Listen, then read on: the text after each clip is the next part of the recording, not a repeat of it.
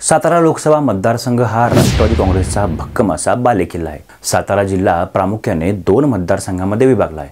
पहिला म्हणजे माढा लोकसभा मतदारसंघ आणि दुसरा सातारा लोकसभा मतदारसंघ। त्यातील सातारा लोकसभा मतदारसंघामध्ये प्रामुख्याने सातारा, वाई, कोरेगाव, पाटण, उत्तर कराड आणि दक्षिण कराड या विधानसभा मतदारसंघांचा समावेश होतो। या मतदारसंघाचा इतिहास आपण चाळून पाहिला तर नेहमी येथील मतदारांनी राष्ट्रवादी काँग्रेसच्या पारड्यामध्ये आपलं वजन टाकले आहे। सातारा लोकसभा मतदारसंघावर 1996 मध्ये शिवसेनेचे उमेदवार हिंदूराव निंबाळकर हे निवडून आले होते।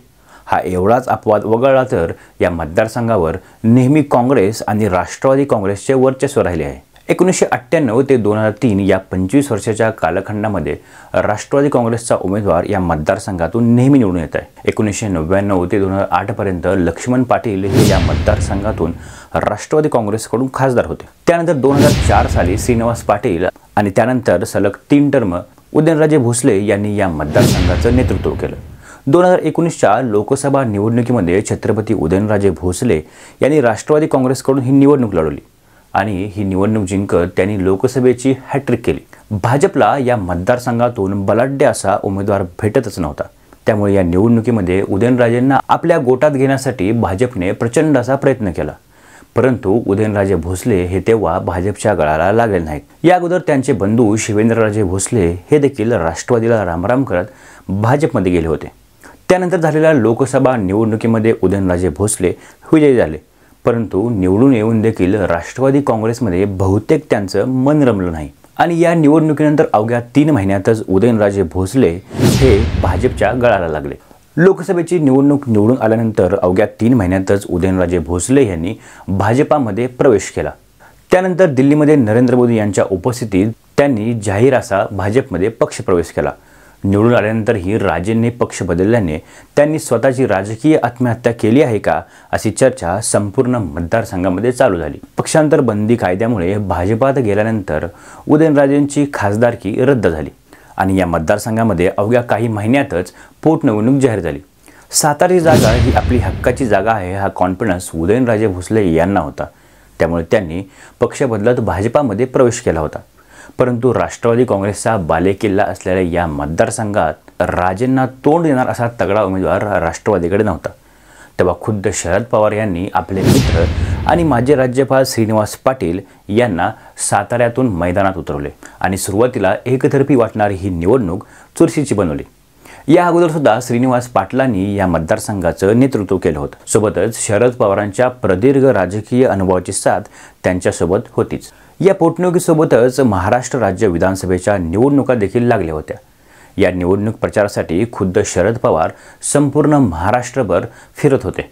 राष्ट्रवादी काँग्रेसमधून बरेचसे आमदार हे भाजपामध्ये गेले होते, त्यामुळे एकूण एक राष्ट्रवादी काँग्रेस पार्टी ही थोडीफार खिळखिळी बनली होती। आपल्या पार्टीला सावरण्यासाठी स्वतः शरद पवार वयाचा विचार न करता मैदानात उतरले होते।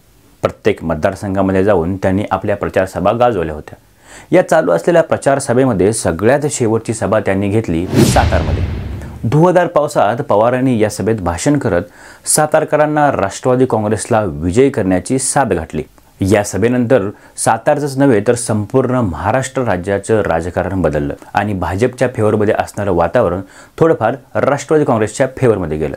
महाराष्ट्र विधानसभा आणि सातारा लोकसभेची निवडणूक पार पडली आणि या निवडणुकीमध्ये धक्कादायक निकाल हाती आला आणि राष्ट्रवादी काँग्रेसने सातारचा आपला गड पुन्हा एकदा राखला।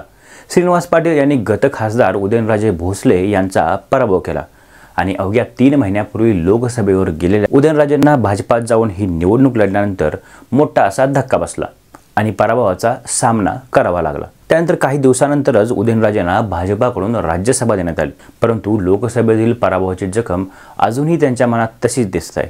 त्यामुळे येत्या लोकसभा निवडणुकीमध्ये उदयनराजे भोसले हे भारतीय जनता पार्टीकडून 17 लोकसभा मतदारसंघाच्या मैदानात पुन्हा एकदा उतरतील का हे पाहावं लागेल।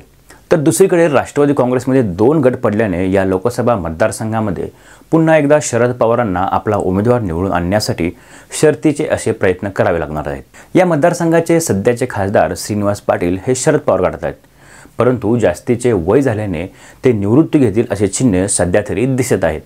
त्यामुळे शरद पवार गटाकडून श्रीनिवास पाटलांच्या पाठोपाठ कोण निवडणूक लढवणार याबद्दल मोठं प्रश्नचिन्ह तयार झालं आहे। पाटलांच्या पाठोपाठ त्यांचा चिरंजीव सारंग पाटील, जिल्हाध्यक्ष सुनील माने आणि सत्यजित पाटील यांची नावे चर्चेत आहेत।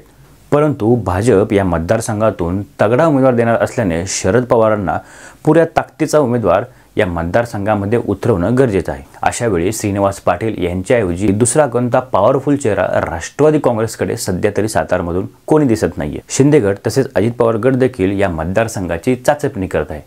परंतु महायुतीमधील सर्व वातावरण पाहता सातारची जागा भाजपाच लढेल हे जवळपास निश्चित आहे। मग ते उदयनराजे भोसलेंच्या रूपाने असेल किंवा दुसरा कोणता नौका चेहरा आपल्याला या निवडणुकीमध्ये भाजपकडून पाहायला मिळेल। काँग्रेसने देखील या मतदारसंघावर आपला दावा केला आहे।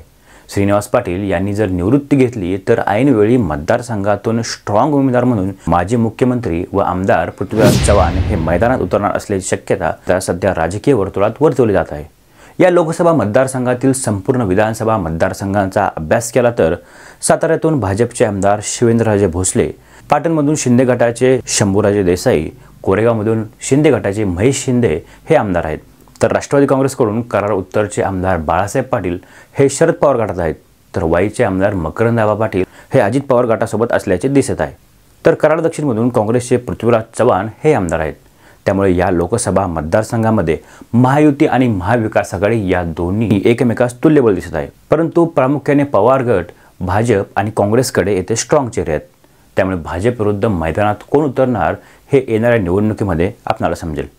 2024च्या निवडणुकीमध्ये उदयनराजे भोसले आपल्या पराभवाचा वचपा करण्यासाठी पुन्हा एकदा मैदानात उतरतील का, किंवा राजांना थांबवत भाजपा या मतदारसंघातून दुसरा नवीन चेहरा उतरेल का हे पाहणं महत्त्वाचं ठरेल।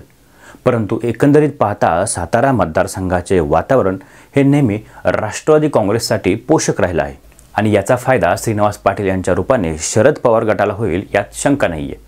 मात्र श्रीनिवास पाटलांच्या पाठोपाठ शरद पवारांकडे स्ट्रॉंग असा उमेदवार या मतदारसंघातून दिसत नाहीये। त्यामुळे शरद पवार सातारसाठी काय रणनीती आखणार हे पाहणं महत्त्वाचं ठरेल। तर दुसरीकडे आपल्याकडे तगडा उमेदवार नसल्याने ही जागा शरद पवार काँग्रेसला देणार का याबाबत सुद्धा सगळीकडे चर्चा सुरू आहे। एकूण एक सातारा लोकसभा मतदारसंघाची सध्याची परिस्थिती पाहता या मतदारसंघामध्ये येणाऱ्या निवडणुकीमध्ये हाय व्होल्टेज लढत होणार हे नक्की आहे। सातारा लोकसभा मतदारसंघाबद्दल आपलं मत काय आहे आणि या निवडणुकीमध्ये छत्रपती उदयनराजे भोसले हे पुन्हा एकदा मैदानात उतरेल का असं आपणाला वाटतं का हे नक्की आम्हाला कळवा आणि आपणाला हा व्हिडिओ कसा वाटला हे देखील कमेंट बॉक्समध्ये नक्की कळवा। तोपर्यंत धन्यवाद।